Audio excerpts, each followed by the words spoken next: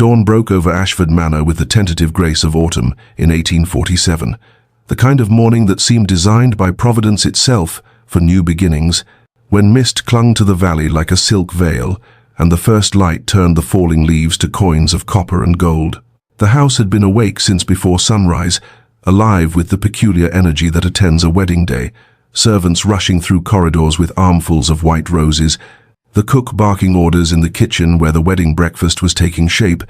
chambermaids whispering excitedly as they performed their duties with unusual care. In the east bedroom, Miss Eleanor Hartley sat motionless before her mirror, already dressed in her wedding gown, a creation of ivory silk and Brussels lace that had taken 6 seamstresses 3 months to complete, and she looked, by all accounts, like a bride from a storybook, her dark hair arranged in an elaborate coiffure threaded with pearls, her face pale but composed, her hands folded carefully in her lap to avoid crushing the delicate fabric. She was 23 years old, of respectable family but modest fortune, and today she was to marry Lord Philip Hastings, a match that had pleased her parents enormously and had seemed, to Eleanor herself, a pathway to the life she had been raised to expect: comfort, security, children, a place in society. The knock at her door came at 6:30, and she called for entry without turning from her reflection,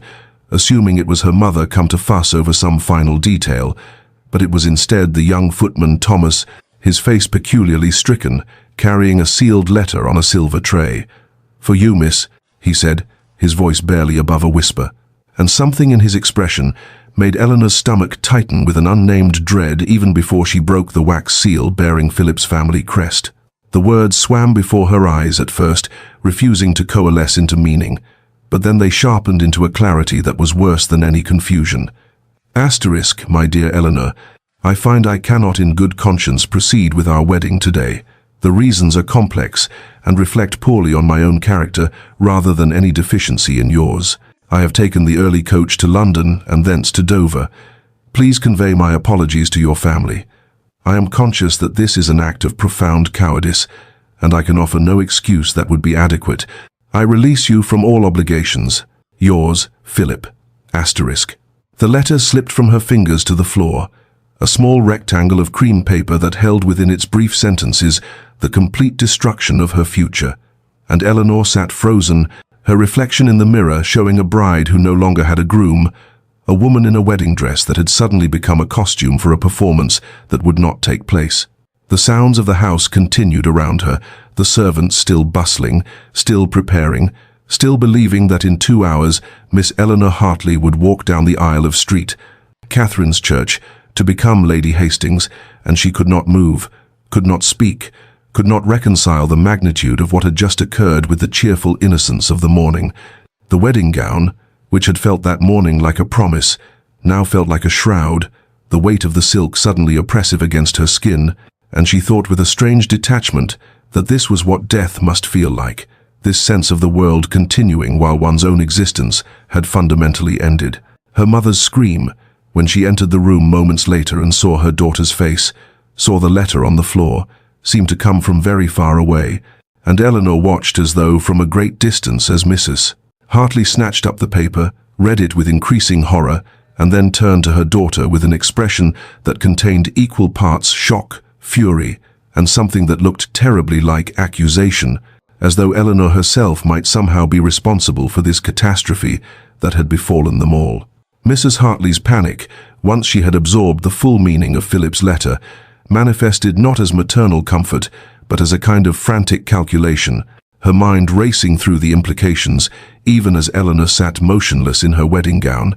and her first words were not, "Are you well?" or "How can I help?" but rather, "The guests, oh God, the guests are already on their way to the church. Some will have arrived already. What are we to tell them?" Eleanor heard her mother's voice as though through water, the words distorted and strange, and she found herself thinking with peculiar clarity that this, then, was the true horror of her situation, not the private heartbreak of rejection, which she might have borne in solitude, but the public spectacle of her humiliation, the fact that at this very moment carriages were rolling toward St. Catherine's Church, carrying 200 members of society who expected to witness her triumph and would instead witness her degradation, Her father arrived moments later, summoned by her mother's cry, and Eleanor watched his face transform as he read the letter, watched the color drain from his complexion, as he understood not merely that his daughter had been jilted, but that his own financial situation, which had been precarious and was to have been stabilized by this advantageous match, was now in jeopardy. "This is catastrophe," he said, and Eleanor noted with a strange detachment that he did not look at her as he spoke, but rather at the letter, at the walls, at anything but his daughter's face. "We are ruined. The scandal alone will be insurmountable, but beyond that, the debts I incurred in expectation of this alliance, the promises I made." His voice trailed off, and Eleanor understood then with perfect clarity that she was not, in this moment, a beloved daughter to be comforted, but rather a failed investment, an asset that had inexplicably lost all value. Her mother was speaking rapidly now, presenting options with desperate energy. They could send word to the church that Eleanor had taken ill, that the wedding must be postponed, though, of course, everyone would eventually learn the truth, and the postponement would only delay the inevitable scandal. Or they could simply not appear at all, could remain here at Ashford Manor and face the consequences of leaving 200 guests waiting in vain. Or, and here, her mother's voice took on a peculiar quality that Eleanor recognized as barely suppressed hysteria.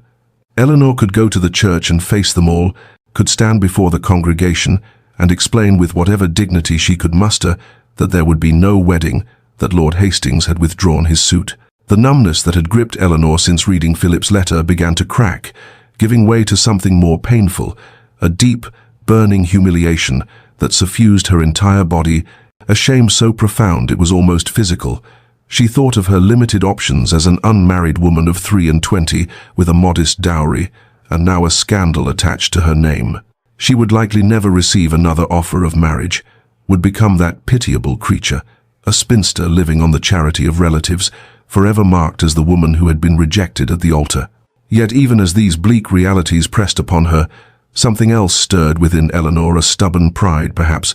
or simply a refusal to add cowardice to her list of humiliations. "I will go to the church," she heard herself say, her voice sounding strange to her own ears, distant and formal. "I will face them. I will not hide from what has been done to me."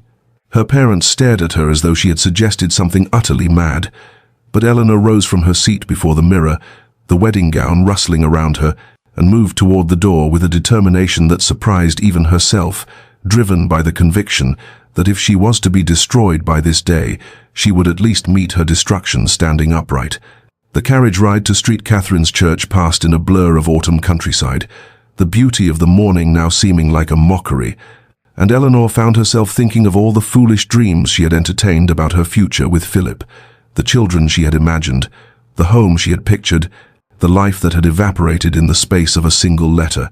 And she understood with bitter clarity that she had never truly loved him. She had loved the idea of him, the security he represented, the escape from the vulnerability of her unmarried state, and perhaps that made this abandonment not less painful, but differently painful,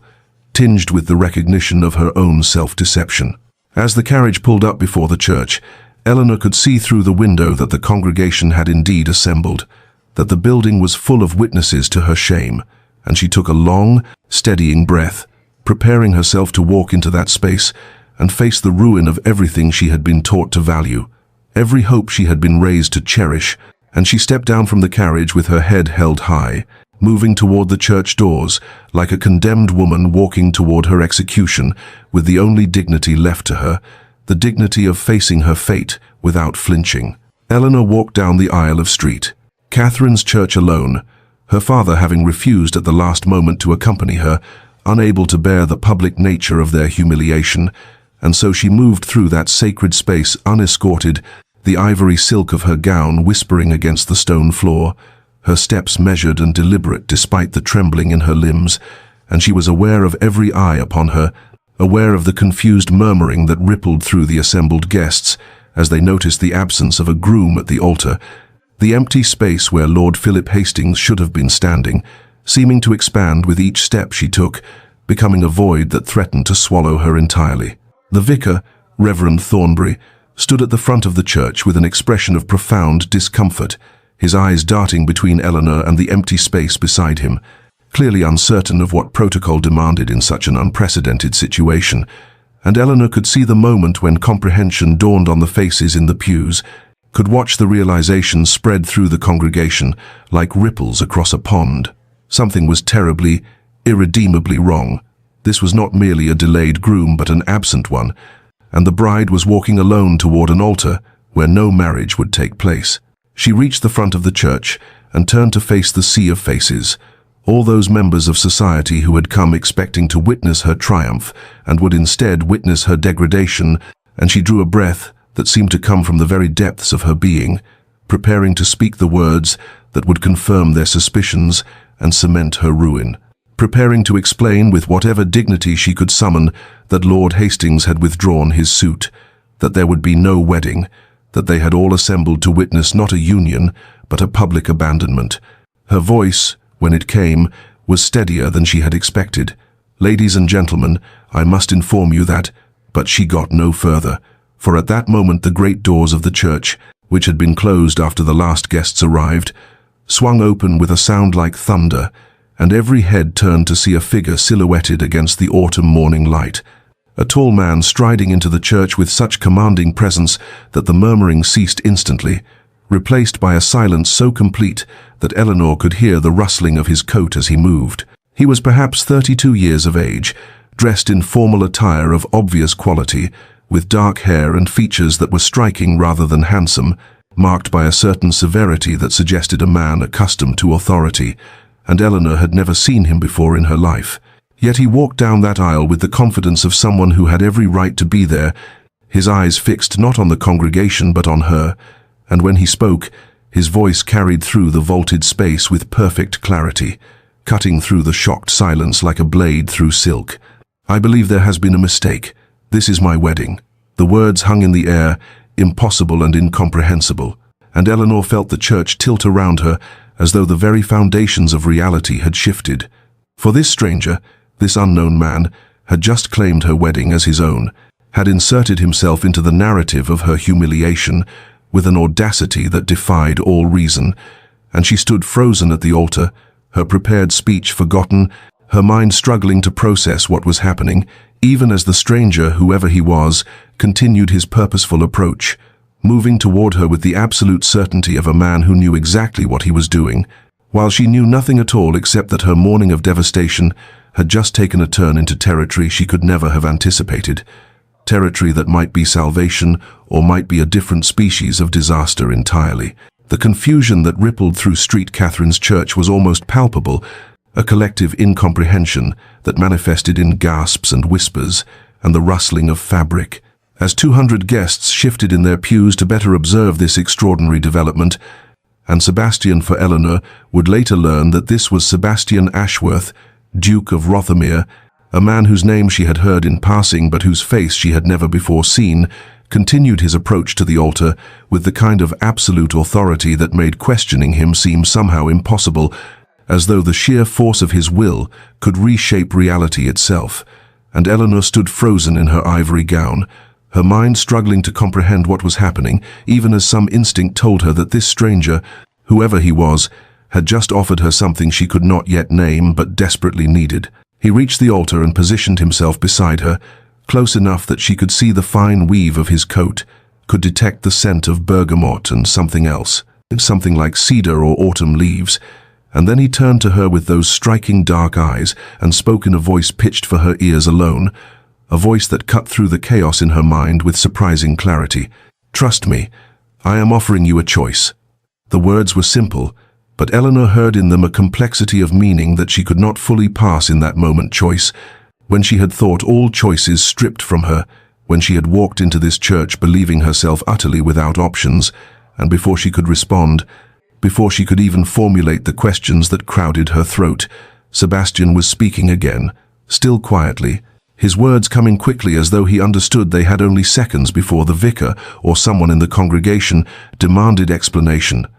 "I know what Hastings has done. I know he has abandoned you. I can offer you an alternative to ruin, but you must decide now: scandal and social destruction, or marriage to a stranger who swears he will treat you with honor." The impossible nature of the offer, its audacity, Its presumption, its utter incomprehensibility, warred in Eleanor's mind with the cold reality of her situation, and she found herself thinking with peculiar clarity that she had already decided once today to face her fate with dignity. And perhaps this was simply another form of that same decision, another instance of choosing action over paralysis, agency over victimhood. Reverend Thornbury had found his voice and was demanding explanation, his confusion transmuting into indignation at this disruption to the sacred proceedings. And Sebastian turned from Eleanor to address both the vicar and the assembled congregation with the kind of commanding presence that came, Eleanor supposed, from a lifetime of being a duke, from never having to question whether one would be obeyed. "I apologize for the confusion, Reverend Thornbury, ladies and gentlemen. There has been a misunderstanding about the arrangements. The prior understanding between the Hartley family and my own predates Lord Hastings's suit, a matter of some delicacy that discretion prevented from becoming public knowledge until circumstances made revelation necessary. It was a lie, transparent to Eleanor but delivered with such confidence, such certainty, and backed by the considerable weight of his title and status, that she could see it taking root in the minds of the guests and could watch them beginning to construct narratives that would make this acceptable, plausible, merely unusual, rather than insane. Sebastian's hand moved to hers, his fingers warm against her cold skin, and he looked at her with an expression that asked a question more profound than words, and Eleanor, standing at the crossroads of devastation and mystery, made her choice, whispered her agreement, in a voice that trembled but did not break, and bound herself to salvation, or perhaps simply to a different species of uncertainty, to this stranger who had walked into her ruin and claimed it as his own. The ceremony proceeded with a surreal quality that made Eleanor feel as though she had stepped outside her own body and was watching events unfold from some distant vantage point, observing this strange wedding between a woman who looked like her and a man she had never before seen. And Reverend Thornbury, recovering from his bewilderment, and perhaps recognizing that to question a duke too aggressively would be imprudent, began the service with a voice that trembled only slightly, reading the familiar words that took on entirely unfamiliar meaning when spoken over two people who were strangers to one another, who had never courted or laughed together or shared the smallest intimacy that should precede such binding vows. Eleanor found herself noticing peculiar details about Sebastian as they stood side by side at the altar, the steadiness of his hands, which did not shake at all despite the audacity of what he was doing, and the clean line of his profile when she glanced sideways at him, the way he stood with absolute stillness, as though he had complete confidence in every choice he had made, and the scent of him that she had noticed earlier,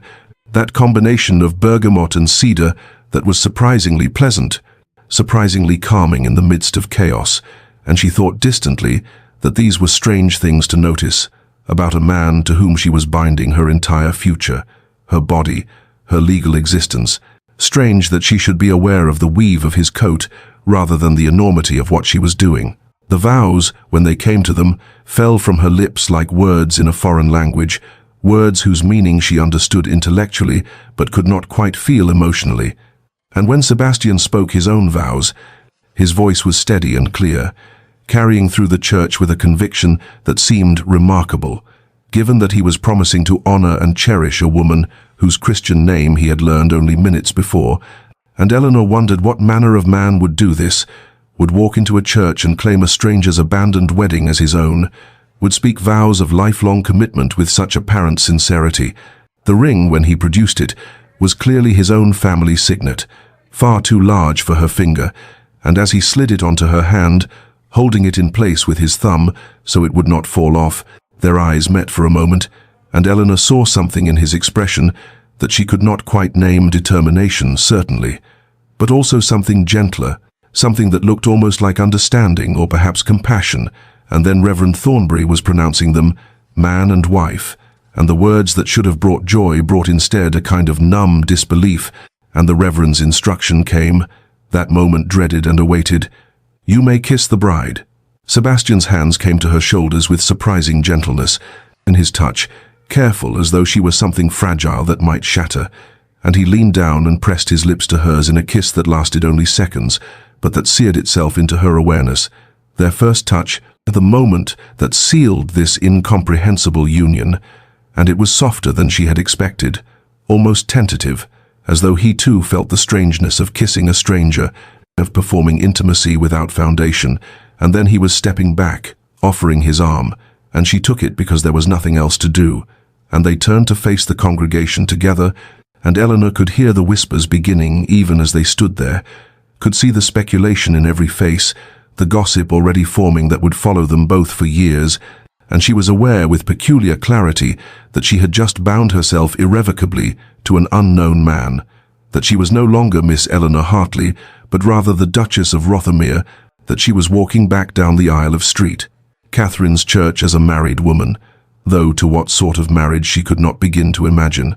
And when they emerged into the autumn sunlight, there was a carriage waiting his carriage, not her family's, and she understood that her old life had ended entirely, that whatever came next would be utterly unlike anything she had known before. The carriage pulled away from St. Catherine's Church with a lurch that seemed to mirror the vertiginous sensation in Eleanor's chest, and she found herself sitting across from her new husband, a phrase that felt absurd, even as her mind formed it, in a silence so profound it seemed to have physical weight, pressing down upon them both as the wheels rolled over the cobblestones and carried them away from everything Eleanor had ever known. And she stared at her hands in her lap, at the oversized signet ring that kept sliding around her finger, and wondered with a kind of detached hysteria what manner of dream or nightmare she had entered,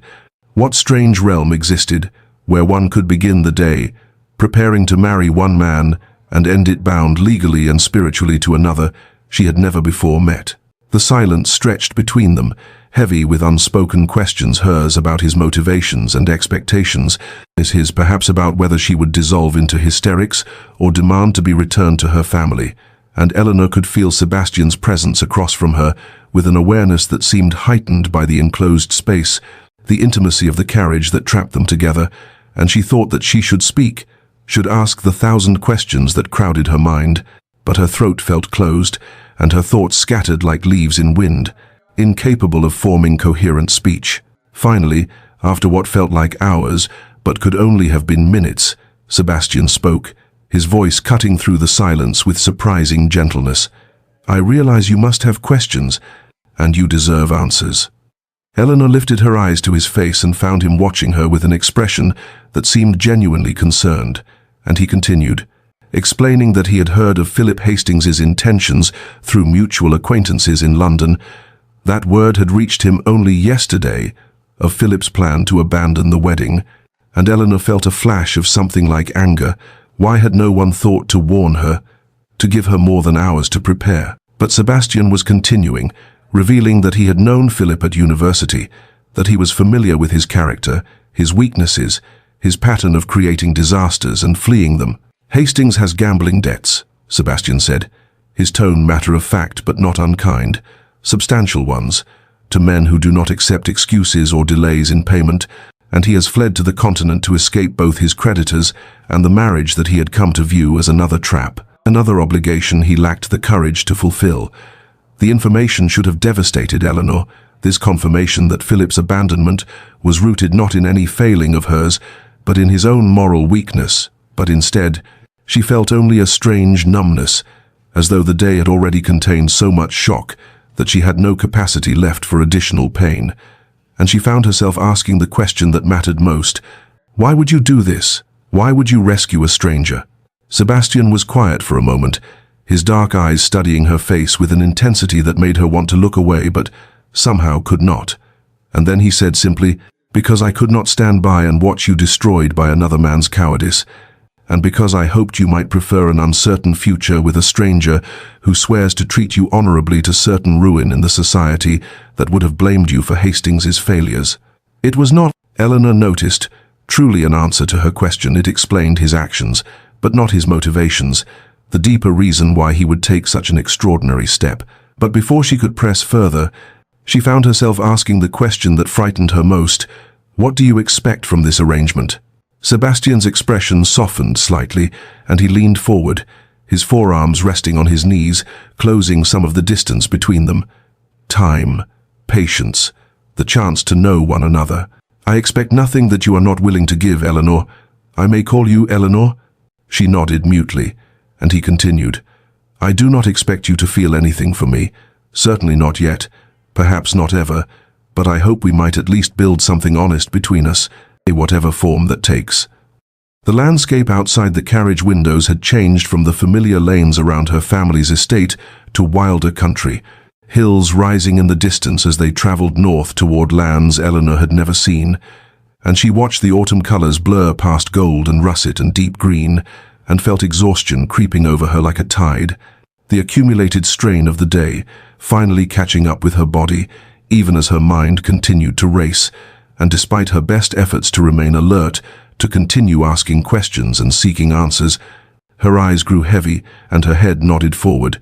and the last thing she was aware of before sleep claimed her was Sebastian's voice, very quiet, instructing the driver to slow their pace so as not to jostle her, and the peculiar comfort of knowing that even unconscious, she was somehow safe. Eleanor woke to the sensation of the carriage slowing, the change in rhythm pulling her from sleep that had been deeper than she expected, and she blinked against the dimming afternoon light to find Sebastian still sitting across from her, his expression unreadable as he gazed out the window, and when he noticed her stirring, he said quietly, "We've arrived at Rothermere," and Eleanor turned to look out her own window and felt her breath catch at the sight of the estate that was now somehow her home. Rothermere Hall rose before them like something from a painting, all grey stone and mullioned windows, magnificent in its architecture yet somehow melancholy in its grandeur, as though the house itself carried a weight of sadness, and the grounds that surrounded it were extensive, sweeping lawns and distant woods and gardens that she could see even from this distance had a wild, untended quality, and Eleanor thought that it was beautiful but lonely. This place, beautiful but somehow bereft of joy, and she wondered what sort of life awaited her within those ancient walls. The carriage came to a stop before the main entrance, and Sebastian descended first, then turned to offer his hand to help her down, and Eleanor took it, feeling the strength in his grip as she stepped onto the gravel drive, and immediately the great doors opened, and staff began to emerge, and Eleanor could see the curiosity and surprise poorly concealed on their faces, for clearly they had not expected their master to return with a bride, certainly not so suddenly, certainly not without warning. At the head of the assembled servants stood a woman of perhaps 50 years, her bearing dignified and her expression kind despite the obvious bewilderment in her eyes, and Sebastian said, "Mrs. Brennan, may I present the Duchess of Rothermere? Eleanor, this is Mrs. Brennan, who has kept Rothermere Hall running efficiently since before I was born." Mrs. Brennan dropped into a curtsy, and when she rose, Eleanor saw warmth in her face alongside the questions that clearly crowded her mind, and the housekeeper said, "Your Grace, welcome to Rothermere. We are honored to receive you," and Eleanor managed to murmur her thanks, though she felt the unreality of the moment, that she should be addressed as "Your Grace," that she should be standing here as mistress of this vast estate, and that any of this should be happening at all. Sebastian spoke to the assembled staff with easy authority, instructing them that the Duchess was to be given every comfort, that her word was to be respected as his own, that she had travelled far and would require time to settle. And then Mrs. Brennan was guiding Eleanor into the house, through halls that seemed to echo with emptiness despite their grandeur, up a sweeping staircase to the first floor, and finally to a suite of rooms that Mrs. Brennan announced had been the Duchess's chambers. The rooms were beautiful, a spacious bedchamber with windows overlooking the gardens, a smaller sitting room, a dressing room, but there was something about them that spoke of long disuse, a quality in the air that suggested these spaces had not housed a living presence in many years, and Eleanor noticed that while everything was clean, there was a kind of stillness here, as though the rooms themselves had been holding their breath, waiting. Mrs. Brennan explained that Agnes, one of the younger maids, would serve as her lady's maid until such time as Eleanor wished to hire someone more experienced, and almost immediately a girl of perhaps 18 appeared, bright-eyed and clearly excited by the sudden drama that had entered the household, and Eleanor thanked Mrs. Brennan, who curtsied and withdrew, leaving Eleanor with Agnes, who chattered nervously about how honored she was to serve the new Duchess, how unexpected this all was, how romantic, and Eleanor stood in the center of the Duchess's bedchamber, still wearing the wedding gown that had been meant for a different marriage entirely, and felt the full weight of the day finally crashing down upon her, the morning's devastation, the humiliation at the altar, the incomprehensible rescue, the vows to a stranger, the journey to this unknown place. And suddenly she could not bear Agnes's cheerful talking, could not bear anything, and she said with as much gentleness as she could manage that she wished to be alone, and Agnes, perhaps sensing something in her tone, curtsied quickly and disappeared, and Eleanor was finally by herself, and the tears that she had held back through all the long, impossible hours finally came, and she sank onto the edge of the great bed and wept into her hands, for everything she had lost and everything she had gained, and the terrifying uncertainty of everything that lay ahead. Eleanor remained in her chambers until Agnes returned perhaps an hour later, with a tentative knock and the information that His Grace requested the honor of the Duchess's presence at dinner, and the phrasing so formal, so careful, struck Eleanor as almost absurd given that they were married, that he had every right to demand her presence rather than request it, and yet she found herself grateful for his consideration, even as she dreaded the prospect of sitting across from this stranger and attempting conversation after the overwhelming events of the day. Agnes helped her out of the wedding gown, unlacing the dozens of tiny buttons with gentle efficiency, and produced a dinner dress that Mrs. Brennan had found among the late Duchess's clothing, stored away in trunks for decades, and though the style was somewhat outdated, it fit Eleanor well enough once Agnes made a few quick adjustments, and Eleanor caught sight of herself in the looking-glass and saw a woman she barely recognized. Her eyes red from weeping, but her chin lifted with a determination she did not entirely feel, and she thought that she must find some way to navigate this impossible situation, must discover what manner of life awaited her in this vast and melancholy house. The dining room, when Agnes led her to it, proved to be exactly as overwhelming as Eleanor had feared, a cavernous space with a table that could easily seat 30, the walls hung with portraits of long-dead Ashworths who gazed down with stern expressions, and the whole chamber seemed designed to make two people feel absurdly small and isolated, and Eleanor saw Sebastian already standing near the head of the table, and he had changed from his wedding attire into evening clothes, and something in his bearing seemed less assured than it had been at the church, as though he too felt the strangeness of their situation now that the dramatic rescue was complete and they were left to face the reality of what they had done. He pulled out a chair for her, not at the far end of the table but near enough that conversation would be possible without shouting, and Eleanor sat with as much grace as she could summon, and a footman appeared to serve the first course, and silence stretched between them, awkward and heavy, until Sebastian finally said, "I hope the Duchess's chambers are comfortable. If there is anything you require, you need only ask Mrs. Brennan, or tell me directly." Eleanor assured him the rooms were beautiful, though she did not mention how they had felt haunted by absence,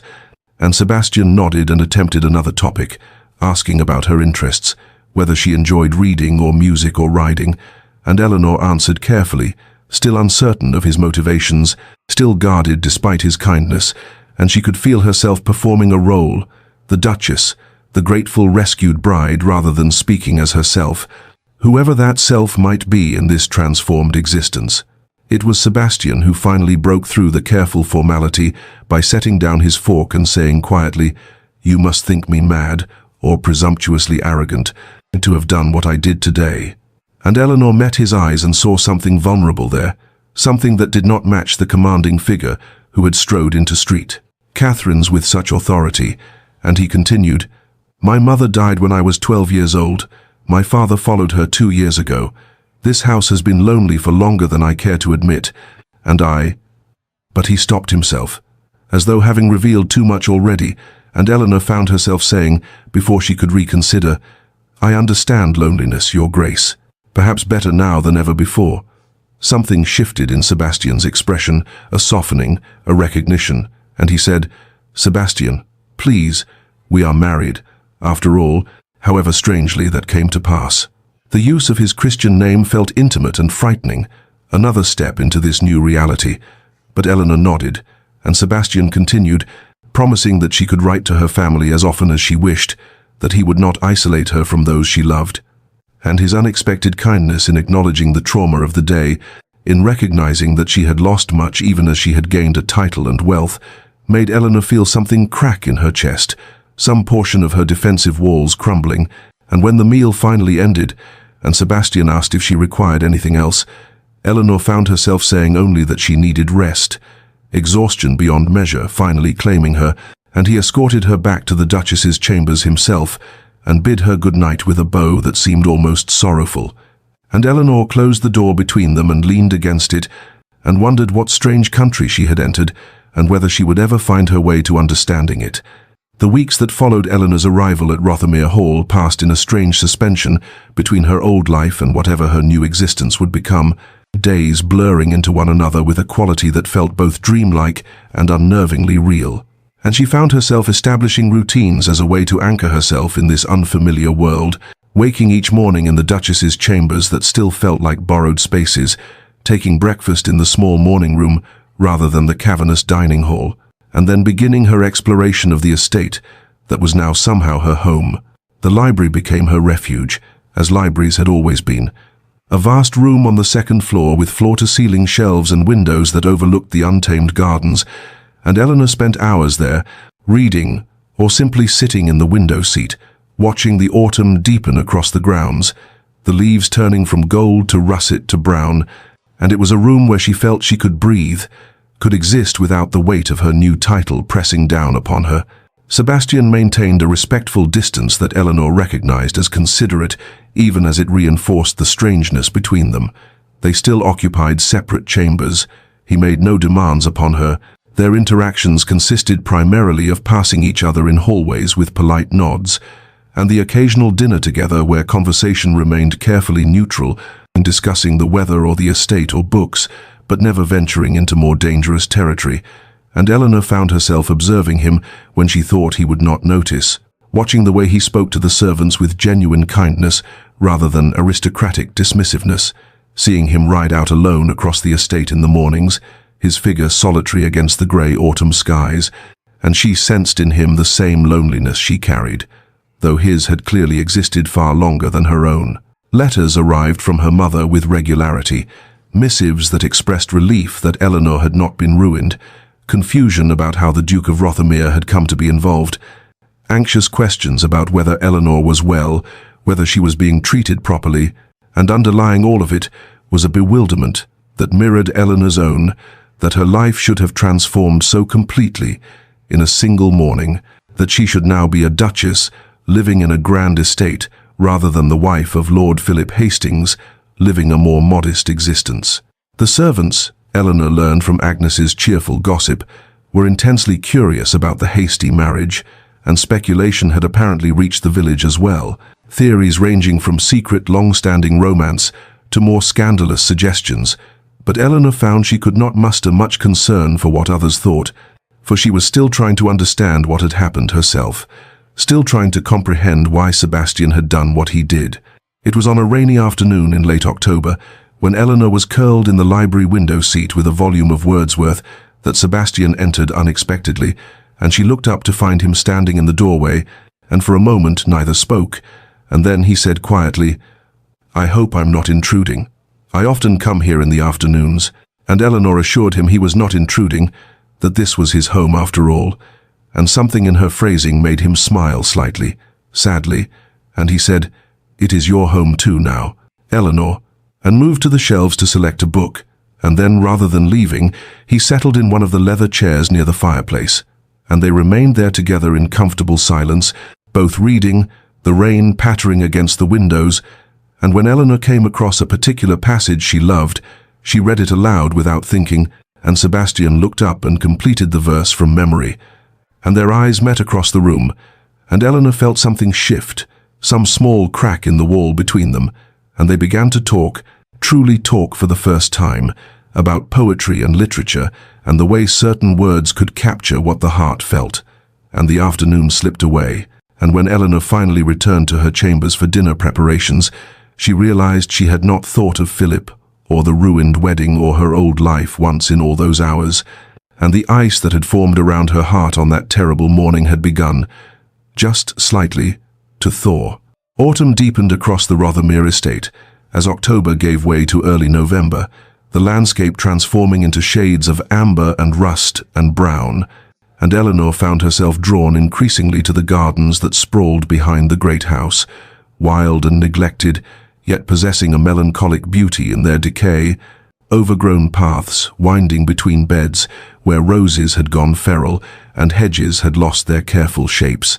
And it was during one of these solitary walks, the air crisp and smelling of dried leaves and approaching winter, that Sebastian appeared quite unexpectedly at her side, and she startled slightly, for she had not heard his approach, and he said quietly, "Forgive me, I did not mean to intrude upon your solitude. I saw you from the window, and thought perhaps you might like a guide to the grounds, though I confess they are not what they once were." Eleanor assured him she would welcome the company, and they began to walk together along the overgrown paths. And Sebastian pointed out various features: a fountain long dry, a pavilion where ivy had claimed the pillars, a rose garden that his mother had particularly loved, and Eleanor sensed a deep sadness in the way he spoke of these places, as though each neglected corner represented not merely horticultural failure, but some deeper abandonment. And finally she asked gently, "These gardens are beautiful even in their wildness, but they must have been magnificent once. Why have they not been maintained?" Sebastian stopped walking, his gaze fixed on a tangle of climbing roses that had overwhelmed their trellis, and when he spoke, his voice carried a weight of old grief. "My mother designed every aspect of these gardens. She spent years planning them, planting them, tending them. After she died, my father could not bear to see them. He said it hurt too much, reminded him too acutely of what he had lost. And I was only a boy, and by the time I was old enough to understand, the neglect had become somehow fitting, as though maintaining them would betray the loss we felt, and the estate's heart had broken along with ours." Eleanor felt something shift in her understanding of the man beside her, seeing in his confession the roots of the loneliness she had sensed in him, and she said softly, "Grief can make us abandon what we love most, for fear that tending to it will somehow diminish the memory." And Sebastian looked at her with an expression of such recognition that Eleanor knew he understood she was speaking of more than gardens, and their conversation deepened, moving from his loss to hers, and Eleanor found herself speaking of the humiliation of Philip's abandonment, the way it had made her question her own worth, her own capacity to be loved, and Sebastian listened with an attention that felt like its own form of healing. And then Eleanor asked the question that had haunted her since that extraordinary morning at street. "Catherine's, why did you truly marry me? A stranger facing ruin, what could have possessed you to bind yourself to such a situation?" Sebastian was quiet for a long moment, and when he answered, his voice was raw with honesty. "Because I saw myself in you, standing there alone at a moment when everything should have been beginning. 7 years ago I was engaged to be married to a woman I believed loved me, but 3 weeks before our wedding she broke the engagement to accept an offer from a wealthier man, a marquess who could give her more than a mere duke's second son could offer, and I stood in an empty church meant for our ceremony, and felt the world judge me, insufficient, unworthy, and when I heard that Philip Hastings had abandoned you, for I knew Philip from university, knew his weakness and his selfishness, I thought of that moment, of how I had wished someone had offered me an alternative to the pitying stares and the whispered gossip, and I walked into that church and offered you what no one had offered me, a choice, a different path, a way forward that was not merely survival but perhaps, eventually, something more." Eleanor felt tears sting her eyes at his confession, understanding suddenly that they were bound not merely by expedient circumstance, but by the parallel experiences of rejection and loneliness, both of them acquainted with the particular pain of being found wanting by those who had promised to love them, and she reached out without thinking and took his hand, and Sebastian's fingers closed around hers, and they stood together in the neglected garden as the autumn wind scattered leaves around them, two wounded souls beginning to recognize in each other the possibility of healing. The weeks that followed their conversation in the garden passed with a quality distinctly different from those that had come before, for something had shifted between Eleanor and Sebastian, some barrier had been breached, and as October gave way to November, they began to establish new routines that brought them into each other's company with increasing frequency, and Eleanor found herself waking earlier each morning in anticipation of the rides they had begun taking together across the estate, Sebastian appearing at her door with a gentle knock and an invitation that she never refused,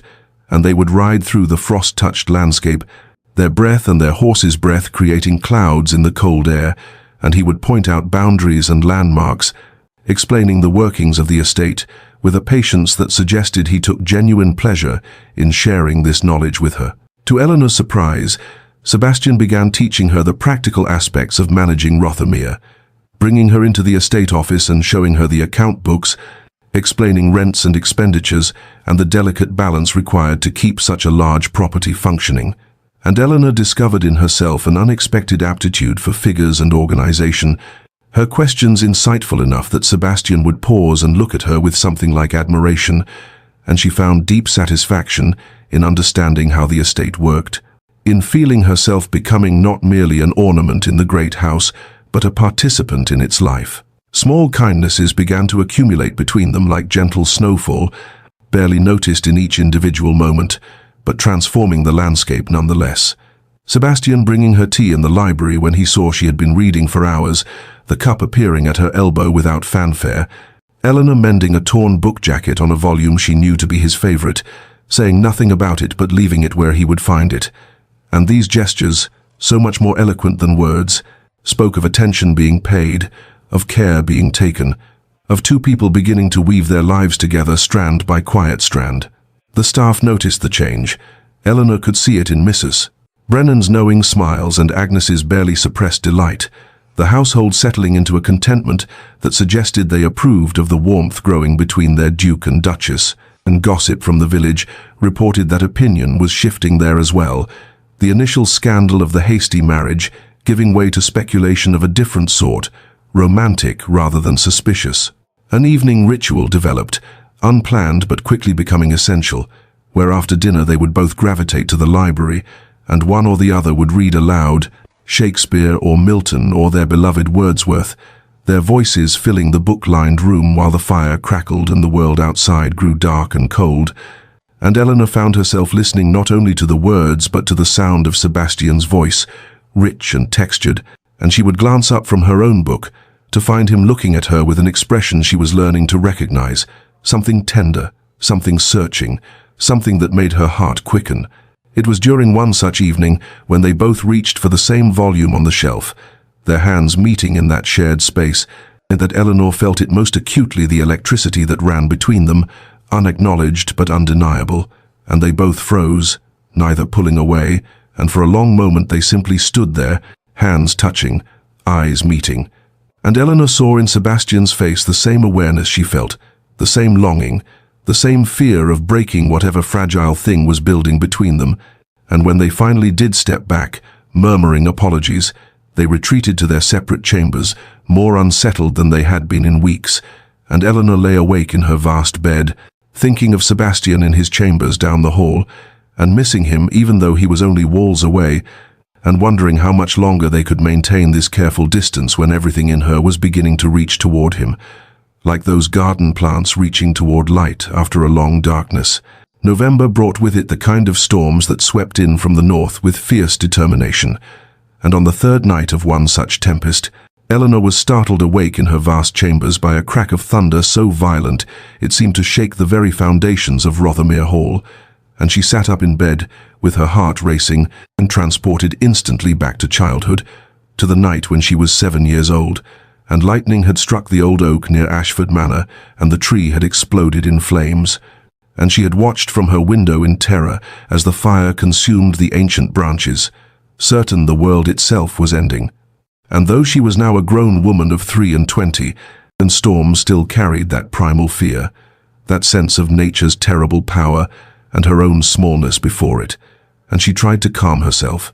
breathing slowly, reasoning that she was safe within these solid walls, but the thunder came again and again, each crash seeming louder than the last, and the lightning illuminated her chambers in stark flashes that threw shadows leaping across the walls, and she found her hands were trembling, and her breath was coming too quickly, and she rose from bed and wrapped herself in her dressing gown, pacing to the window where she could see the storm raging across the estate, trees bending before the wind, rain lashing the glass in sheets, and she was standing there, trying to master her fear, when she heard a soft knock at her door, so quiet she almost mistook it for the storm, and she called out, "Yes?" and the door opened to reveal Sebastian, also in his dressing gown, a candle in his hand, and he said gently, "Forgive the intrusion, Eleanor. I remembered that you flinched when thunder sounded in the distance several days ago, and I thought I wondered if the storm might be disturbing you." And Eleanor felt something break open in her chest at this admission, at the realization that he had noticed such a small detail and remembered it, and had come to check on her welfare, despite the impropriety of appearing at her chambers in the night. And she said honestly, her voice not quite steady, "I have feared storms since I was a child. It is foolish, I know, but I cannot seem to master it." And Sebastian shook his head and said, "It is not foolish to fear what once frightened us. Would you permit me to stay until the storm passes? Only for company, nothing more, but I thought you might prefer not to be alone."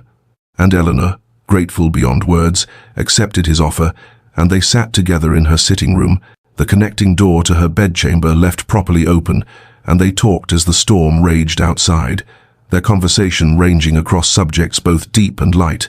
childhood memories and present dreams, disappointments they had weathered and hopes they still harbored.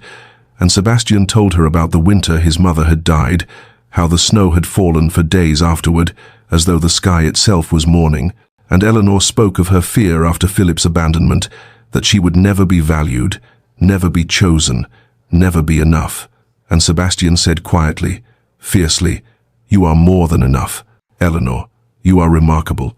And the words settled into her heart, like warmth spreading through cold rooms, and the storm outside seemed to mirror the turbulence of feelings growing between them, wild and powerful and impossible to contain. And when dawn finally broke, soft and grey through the dissipating clouds, they both realized they had talked through the entire night, and the storm had passed without Eleanor noticing its end. And when Sebastian rose to leave, their eyes met and held, and Eleanor knew that something fundamental had shifted between them, some final barrier had dissolved, and she was no longer simply living in his house but dwelling in his heart, as he had begun to dwell in hers. The following week brought Eleanor's first official visit to the village as Duchess of Rothermere,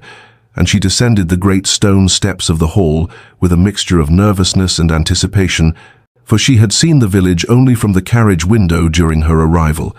and now Sebastian had invited her to accompany him on his regular calls to the tenants. And as their carriage rolled down the tree-lined drive and through the gates onto the road that led to the cluster of cottages and shops that comprised the village, Eleanor felt the weight of her new position settling upon her shoulders,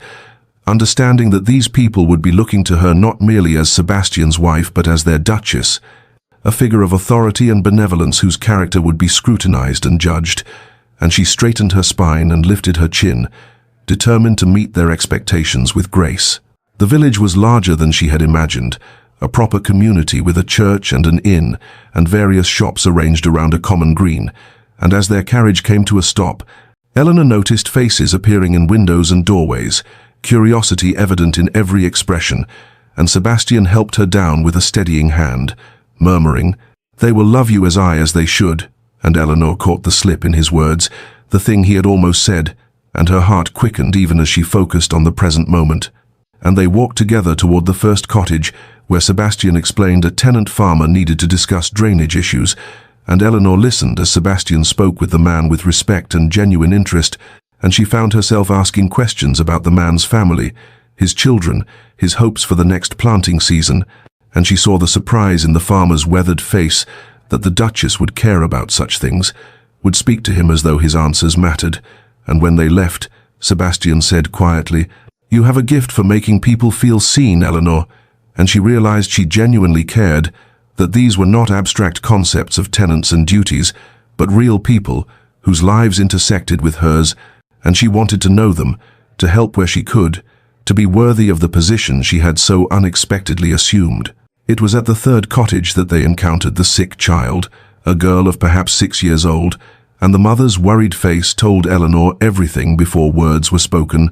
And while Sebastian discussed practicalities with the father, a doctor would be sent from the estate, medicine would be provided. Eleanor asked if she might sit with the child for a moment, and the mother, unsurprised but grateful, led her to the small bedroom where the girl lay pale and feverish in her bed. And Eleanor sat beside her and took her small hot hand and spoke to her gently, telling her stories of brave princesses and kind dragons. And the child's eyes, though heavy with illness, focused on Eleanor's face with trust, and Eleanor felt something shift in her heart an understanding of what it meant to be part of this community, to have the power to bring comfort and the responsibility to use it well. And when she finally emerged from the cottage, she found Sebastian waiting, and the expression on his face was one she had never seen before, something soft and wondering and profoundly moved, and he said nothing, but his eyes spoke volumes, and the village women who had gathered at a respectful distance to observe their duchess seemed to reach some collective conclusion, and Eleanor felt their acceptance settle around her like a warm shawl. And on the return journey to Rothermere, as the carriage swayed gently along the rutted road, Sebastian said, "You were remarkable today, Eleanor. The way you spoke with them, the genuine care you showed, you have brought something to Rothermere that has been missing for far too long." And Eleanor, emboldened by the emotion in his voice, said quietly, "You have brought life back to Rothermere, but perhaps we have brought life back to each other." And the words hung in the air between them, an acknowledgement of what they had both been feeling but neither had dared to name, and Sebastian reached across the space that separated them on the carriage seat and took her hand, and this time neither of them pulled away, and their fingers intertwined as though they had been designed to fit together exactly so, and Eleanor felt the warmth of his touch spreading through her, like sunlight through morning mist, burning away the last vestiges of the confusion and uncertainty that had characterized the early weeks of their marriage, and she understood with sudden clarity that what had begun as a desperate rescue, a stranger's incomprehensible kindness, had transformed into something real and deep and necessary, and that she was no longer simply living in Sebastian's house or bearing his name, but dwelling in his heart as he had come to dwell in hers. And the realization was both terrifying and exhilarating, for she had not thought to find love again, and had not imagined herself capable of trusting another man after Philip's betrayal. But here was Sebastian, patient and kind and true, and here was her own heart, opening despite her caution, reaching toward him like those neglected garden plants reaching toward light, and neither of them spoke for the remainder of the journey, but their hands remained clasped, and that silent communication said everything that words could not yet express. The letter arrived on a grey December morning, when frost still clung to the windows of Rothermere Hall, and Eleanor was in the breakfast room with Sebastian, discussing plans for the estate's Christmas preparations, when Mrs. Brennan entered with the post arranged on a silver tray, and Eleanor noticed immediately the letter addressed to her in handwriting she had once known as well as her own, and her hand froze halfway to her teacup, and Sebastian, ever observant, followed her gaze and saw what she had seen, and he said quietly, "That is Philip's hand, is it not?" And Eleanor nodded, unable to speak, and a cold dread settled in her stomach, for she had not heard from Philip since that terrible morning in September, had not wanted to hear from him, had tried her best to forget he had ever existed, and now here was his writing, stark and familiar on the cream-colored envelope, intruding into the life she had been building with such careful hope, and Sebastian said, "You need not read it if you do not wish to. I can have it burned." But Eleanor shook her head and said, her voice steadier than she felt, "No, I should know what he has to say." And she took the letter with trembling fingers, acutely aware that Sebastian remained in the room, a solid presence beside her, and she broke the seal and unfolded the pages, and Philip's words swam before her eyes, an apology of sorts, though inadequate and self-pitying, explanations that revealed more cowardice than honor, confessions of gambling debts that had grown insurmountable, admissions of panic and shame that had driven him to flee rather than face the consequences of his choices, and then news that he was emigrating to America, sailing within the week, attempting to start fresh where his failures were unknown, and woven throughout the letter was an assumption that cut deeper than any apology could heal, the presumption that she must hate him, that she must be miserable in her hasty marriage to a stranger, that her life must be a prison of regret and suffering. And as Eleanor read these words, she waited for the anger to come, the bitterness, the sense of betrayal renewed. But what she felt instead was something she had not anticipated, a profound and complete indifference, an absence of feeling so total it startled her, and for this man who had once been her intended, whose abandonment had shattered her world only 3 months prior, now seemed to her a character from someone else's story, distant and inconsequential, and she realized with a clarity that stole her breath that she did not miss him, had not missed him for weeks now, perhaps had never truly loved him at all. For what she had felt for Philip was nothing, a pale, thin shadow compared to what was growing in her heart for Sebastian,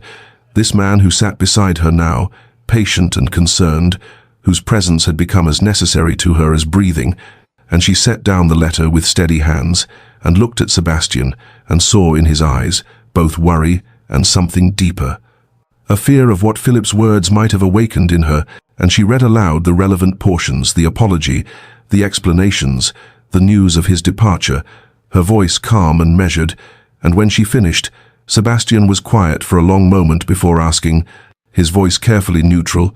"Do you regret it, Eleanor? Our marriage? If you could undo what happened that day, if Philip had not fled, would you wish it otherwise?" And Eleanor felt the weight of the question, understood that her answer would determine everything that came after, and she said with absolute honesty, meeting his eyes so he could see the truth of her words, "Not anymore. Not for some time now. If I am being truthful, Sebastian, I think perhaps that morning was not the disaster I believed it to be, but rather a deliverance. For if Philip had not abandoned me, I would have married him, and I would never have known." And she stopped, uncertain how to articulate what she had only just begun to acknowledge to herself. But Sebastian leaned forward, his hand covering hers on the table, and he said, "Never have known what?" And Eleanor took a breath and said, "Never have known what it felt like to be truly seen, to be chosen not for convenience or connections, but for myself, to find a partnership built on respect and understanding, to feel," and again she hesitated, and Sebastian finished gently, "to feel that you are exactly where you belong." And Eleanor nodded, tears gathering in her eyes, and she said, "Yes, exactly that." And Sebastian's grip on her hand tightened, and he said, his voice rough with emotion, "Then we are in agreement, for I feel precisely the same, and I cannot regret the circumstances that brought you to me, however painful they were, for they led to this moment, and to every moment we have shared since, and to whatever moments lie ahead." And Eleanor understood that they were acknowledging what had been building between them for weeks, giving voice to the transformation their strange marriage had undergone. And she looked down at Philip's letter, at his assumptions of her misery, and she felt a stirring of something that might have been pity, for he had no idea what he had relinquished, no comprehension of the gift his cowardice had inadvertently given her. And she folded the pages carefully and said, "I wish him well in America. I hope he finds whatever peace he seeks. But he is part of my past now, Sebastian, not my present, and certainly not my future." And the words settled between them like a vow, and Sebastian raised her hand to his lips and kissed her fingers with a tenderness that made her heart ache. And outside the frost was melting from the windows, as weak sunlight broke through the grey clouds, and Eleanor thought that this too was symbolic, this slow warming, this gradual thaw, and she knew with absolute certainty that her life had begun, not on that terrible morning in September when Philip had abandoned her, but in the moment when Sebastian had walked through the church doors and offered her a choice, and she had been brave enough, or desperate enough, or perhaps simply wise enough, to take it. December arrived at Rothermere Hall with the first snow of the season, fat white flakes drifting down from a pewter sky to blanket the estate in hushed stillness,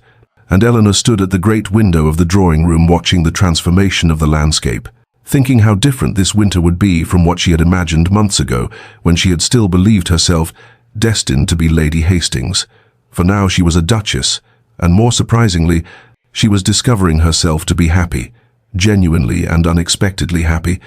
And when Sebastian entered the room behind her and asked what occupied her thoughts, she turned to him with a smile and said, "I was thinking we should celebrate Christmas properly this year. Bring light and warmth to Rothermere, for it seems a house that has been too long without celebration." And the expression that crossed Sebastian's face was one of such profound gratitude that Eleanor felt her heart contract with tenderness. And he said, "I cannot remember the last Christmas that felt like anything but an endurance to be survived." And Eleanor crossed to him and took his hands and said, "Then, let us create new memories, better ones." And so they began, and the following days saw Rothermere transformed as Eleanor organized the staff and planned decorations and arranged for greenery to be brought in from the woods. And Sebastian watched her moving through the house with purpose and joy, bringing life to rooms that had been dormant for years. And he thought that she was like spring arriving in the depths of winter,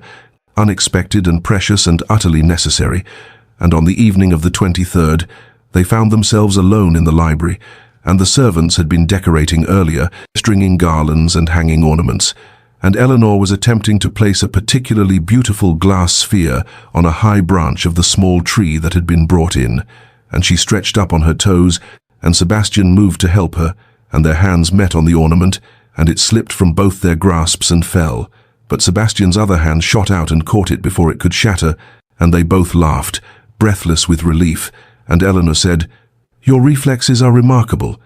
And Sebastian said, "Years of catching things my father threw at me in temper," and then immediately looked surprised that he had revealed such a thing, for they did not often speak of his father, and Eleanor's expression softened with understanding, and she said gently, "Then I am glad you learned the skill, even if the lessons were unkind." And Sebastian set down the ornament carefully and turned to her, and there was something in his eyes that made Eleanor's breath catch, and he said, "Eleanor, But whatever he meant to say was interrupted by Agnes entering with more ribbons, and the moment passed. But later, after the maid had gone, and they were hanging the final decorations together, Eleanor looked up and realized they were standing beneath a sprig of mistletoe that the servants must have hung earlier, and she said, "Sebastian," and he followed her gaze upward and went very still, and for a long moment neither of them moved, and then Sebastian said quietly, "I would not presume," but Eleanor, emboldened by weeks of growing certainty, by the knowledge that her feelings were returned, even if unspoken, stepped closer to him and said, "Then let me," and she rose on her toes and kissed him, tentatively at first, a brush of lips that was almost a question, and Sebastian made a sound low in his throat, and his arms came around her and he deepened the kiss, and years of loneliness melted between them like snow, meeting warm earth, and when they finally drew apart, both breathing unsteadily, Sebastian touched his forehead to hers and whispered, "May I court my own wife, Eleanor? May we begin again properly this time with intention and hope?" And Eleanor laughed, the sound breaking on something that might have been a sob, and she said, "I thought you would never ask." And Sebastian said, "I have been falling in love with you since the moment you sat beside that sick child in the village. Perhaps before, perhaps since the moment I saw you standing alone at that altar, so brave and so broken," and Eleanor said, tears spilling down her cheeks now, "and I have been falling in love with you slowly, in 1,000 small moments, in every kindness and every conversation, and I did not know it was possible to feel this way, to be so certain of another person."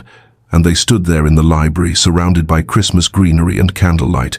holding each other as though they had finally found harbor after a long and terrible storm. And they both understood that this was the true beginning of their marriage, that everything before had been prologue, and that now, finally, they were ready to build the life they had been circling toward since that impossible day in September. Christmas morning arrived at Rothermere Hall with a crystalline beauty that seemed almost enchanted.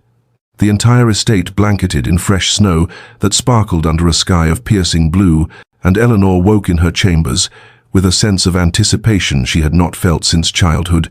for her family was arriving today, her parents and her younger sister Henrietta, and this would be their first meeting with Sebastian as her true husband, rather than the mysterious stranger who had rescued her from ruin, and she was nervous. Eleanor realized as Agnes helped her dress in a gown of deep forest green that Sebastian had commissioned for her. Nervous because she wanted them to see what she had found here. He wanted them to understand that the hasty marriage that had seemed like trading one disaster for another had become something precious beyond measure. And when the Hartley carriage arrived mid-morning, Eleanor was standing in the great entrance hall with Sebastian beside her, his hand warm at the small of her back, and her mother emerged first, taking in the grandeur of Rothermere with wide eyes before turning her attention to Eleanor. And Eleanor saw the questions in her mother's expression, the maternal concern that had filled her letters these past months, and after the formal greetings had been observed and her father had shaken Sebastian's hand with a respect that seemed genuine, her mother drew Eleanor aside under pretense of showing her to the guest chambers, and once they were alone, Mrs. Hartley took her daughter's hands and said, "Tell me truly, Eleanor, are you happy here? Are you well? I have worried so much, imagining you trapped in a marriage of convenience to a man you barely knew." And Eleanor felt tears prick her eyes, but they were tears of joy rather than sorrow, and she said, "Mama, I am happier than I ever imagined possible. I know it must seem strange, given how everything began, but Sebastian he is everything I did not know I needed." And her mother studied her face carefully, seeing something there that made her own expression soften. And she said, "You love him, not a question but a statement." And Eleanor nodded and said, "More than I thought myself capable of loving anyone." And Mrs. Hartley embraced her daughter tightly and whispered, "Then I am glad, so very glad, for I could not bear to think of you suffering." And that evening, as they all gathered for Christmas Eve dinner, Eleanor watched Sebastian charm her family with his quiet intelligence and genuine warmth, saw how he listened attentively to Henrietta's chatter about her season in London, how he drew her father into conversation about estate management, how he ensured her mother was comfortable and well attended, and she felt a fierce pride in him, this man who was hers. And later, when the family had retired to the drawing room, Sebastian said he had gifts to distribute, and he gave to Eleanor's parents a generous purse to settle debts he knew they carried, though he framed it as gratitude for entrusting their daughter to his care. And to Henrietta he gave a string of pearls that had belonged to his mother, and then he turned to Eleanor and said, "Your gift cannot be brought inside, I fear. You must come with me." And he led her, wrapped in her cloak, out into the cold night where snow crunched beneath their feet. And he took her to the gardens, and there in the moonlight Eleanor saw that the neglected beds had been cleared and prepared,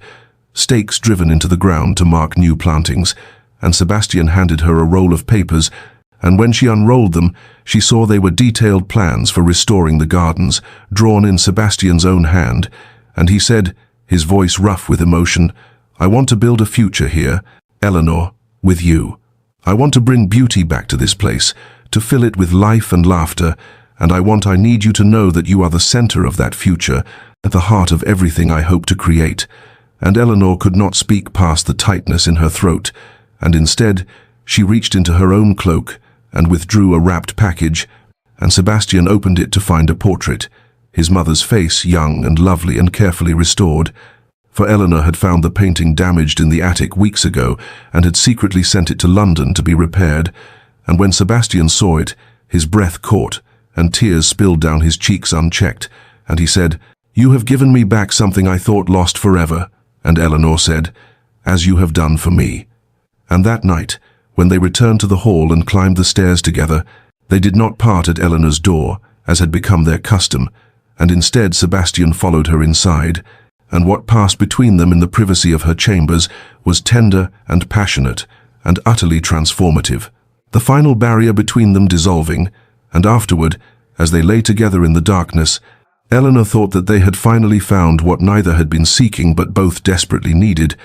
and she knew with absolute certainty that her life had truly begun, not on that terrible September morning, but on this perfect Christmas Eve, in the arms of the man who had become her home. January arrived at Rothermere Hall with a silence so profound it seemed the world had been wrapped in wool, snow piled high against the manor's ancient stones, and ice crystallizing on the window panes in patterns that caught the weak winter light. And within those walls, Eleanor and Sebastian discovered the full depths of what they had begun on Christmas Eve,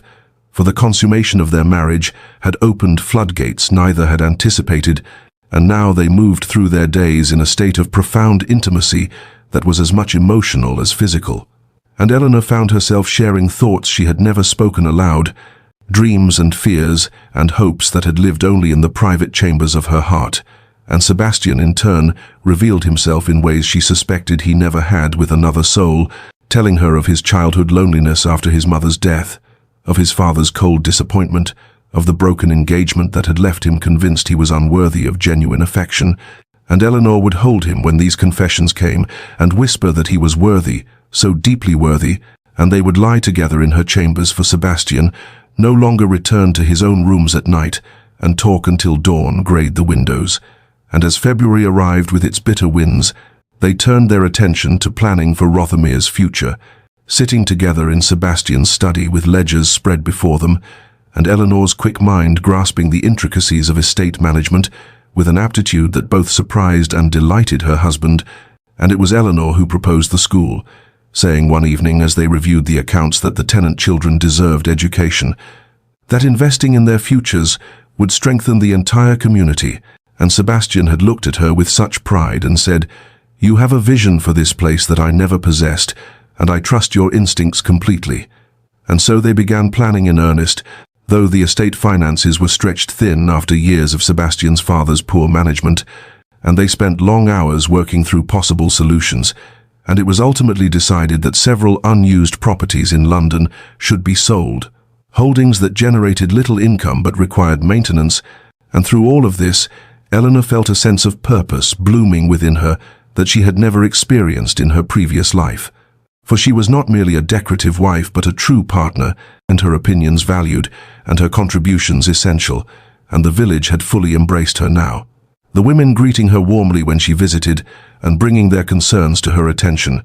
And one afternoon Mrs. Brennan entered the drawing room where Eleanor sat with correspondence and said, unprompted, "Haven't seen His Grace smile in 10 years, Your Grace, not until you arrived, and now it seems he cannot stop." And Eleanor felt tears prick her eyes at the simple observation, and that evening when Sebastian returned from riding the estate boundaries, snow clinging to his greatcoat and colour high in his cheeks, Eleanor went to him and helped him remove the heavy garment and said, "I have found something here I did not know existed." And Sebastian cupped her face in his still cold hands and asked, "What is that?" And Eleanor said, "A home, not just a house or a position, but a true home, and a purpose beyond mere existence, and a love that makes me want to become better than I am." And Sebastian kissed her then, deeply and thoroughly, and said against her lips, "You have given me the same, and I thank God for every circumstance that brought you to that altar, even the painful ones, for they led us both exactly where we belonged." March arrived at Rothermere Hall with a gentleness that seemed to mirror the transformation within its walls, the harsh grip of winter loosening day by day as the land began its annual resurrection, and Eleanor stood at her chamber window one morning, watching the first brave crocuses push through the softening earth, and felt a corresponding stirring within her own body, a subtle change that she had suspected for several weeks, but had not spoken aloud.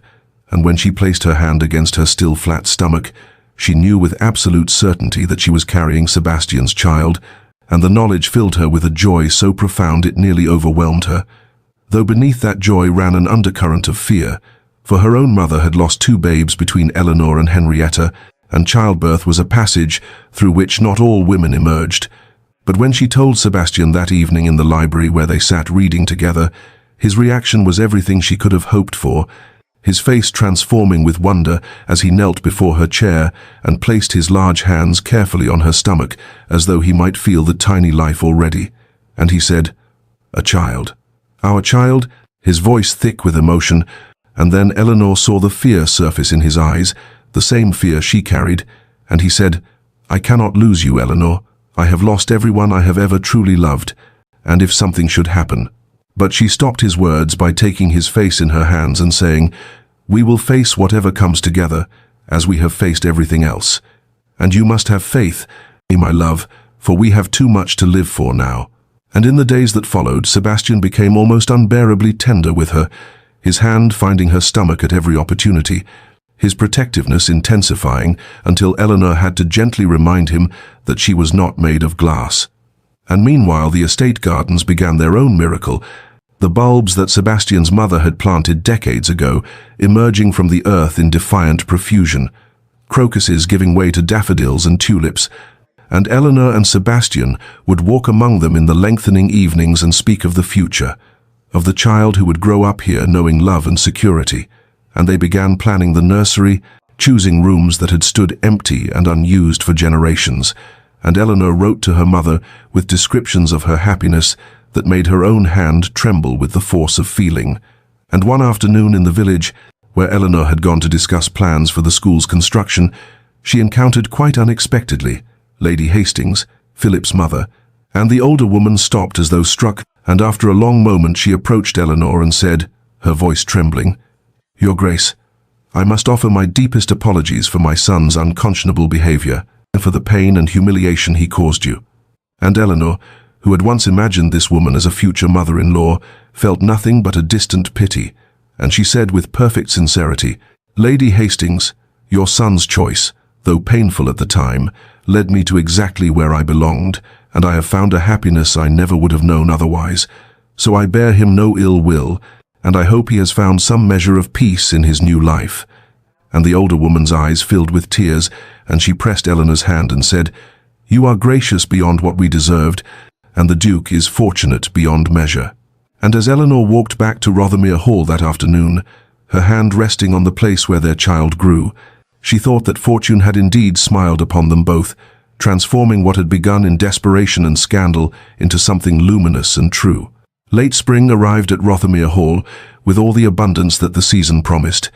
The gardens now fully alive, with Sebastian's mother's bulbs blooming in glorious profusion, and Eleanor moved through those gardens with increasing difficulty as her pregnancy advanced, her body growing heavy with the child she carried. And it was in early May that Dr. Whitmore, summoned for a routine examination, emerged from Eleanor's chambers with an expression that made Sebastian's blood run cold. And the physician spoke carefully of concerns about Eleanor's health, about complications he had observed, about the narrowness of her frame and the size of the child.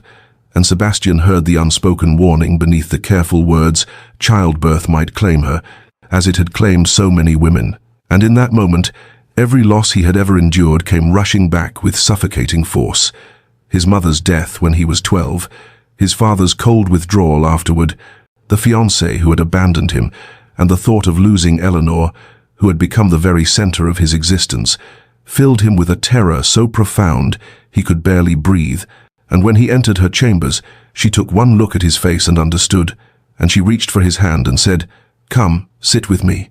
And when he sat beside her on the chaise, she said gently, "You are afraid," and he could not deny it, saying with raw honesty, "I cannot lose you, Eleanor. I have lost everyone I have ever truly loved, and if something should happen during the birth—" But she placed her fingers against his lips and said,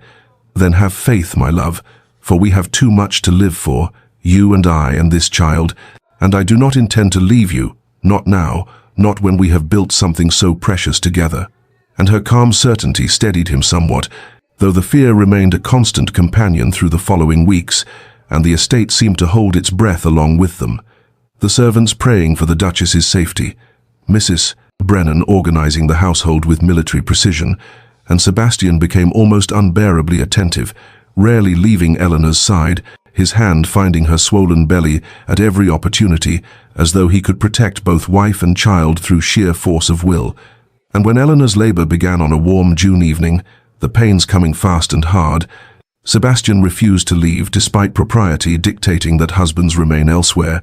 and he stayed through that long agonizing night, holding Eleanor's hand as she struggled and suffered, whispering encouragements and prayers and promises, and dawn was breaking over Rothermere, the gardens golden in the early light, when the child finally came with a lusty cry, a son, healthy and strong, and Eleanor lay exhausted but alive, gloriously alive, and Sebastian wept as he held her, tears of relief and joy and overwhelming gratitude streaming down his face unchecked. And when the midwife placed the baby in Eleanor's arms, she looked at Sebastian with such love and said, "See, I told you to have faith." And in that moment their small family was complete, and they named him James Thomas, after both their fathers, a bridge between past and future. And in the days that followed, as Eleanor recovered with Sebastian hovering devotedly nearby, both of them knew they had passed through darkness into light, and the love between them had been tested and proven unbreakable.